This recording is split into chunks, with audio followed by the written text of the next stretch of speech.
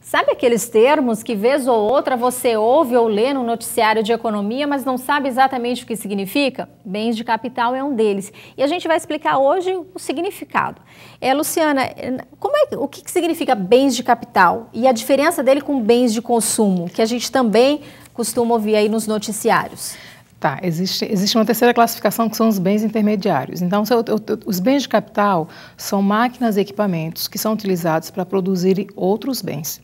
Os bens de consumo são aqueles bens que são colocados à disposição do mercado consumidor, são os bens finais, já disponíveis para o consumo. E existem os bens intermediários, que são matérias-primas que são utilizadas nesse processo produtivo. Então, essa é a diferença entre bens de consumo, bens intermediários e bens de capital. Bens de capital, máquinas e equipamentos, e toda a estrutura física de uma unidade de produção, bens intermediários, toda a matéria-prima que é utilizada, e os bens finais, o produto final que é colocado no mercado para consumo. Bom, só para exemplificar, bens de consumo, por exemplo, vestuário, carro, tudo isso. Exatamente, que esses bens de consumo podem ser duráveis, exemplo de geladeiras, de equipamentos de som, de carro, né? Assim como você tem os bens muito perecíveis, ou como alimentação, enfim, que são bens que não são duráveis. Se refere muito ao uso imediato daquele Exatamente. Produto. Com duração curta ou curtíssima, né? Como alimentação, roupa, sapato, e existem os bens duráveis, que são aqueles que duram 5 anos ou mais. Bom, os bens de capitais tiveram no mês de maio uma queda de mais ou menos 3%. Isso significa que a indústria deixou de crescer?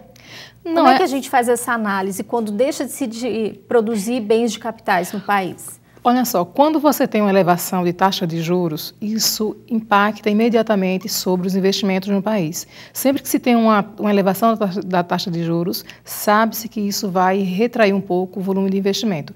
Quem é que demanda bens de capital?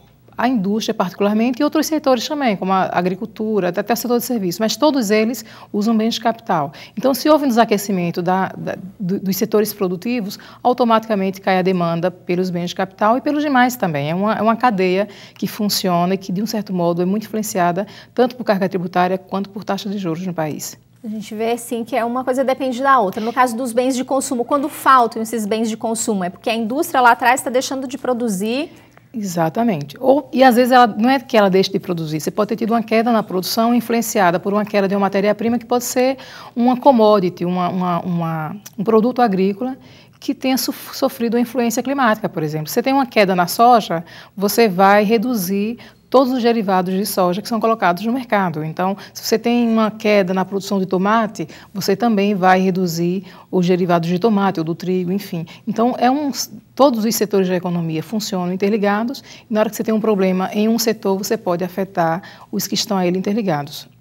Luciana, gostaria de agradecer a sua participação aqui no nosso programa. Foi um prazer, estou à disposição.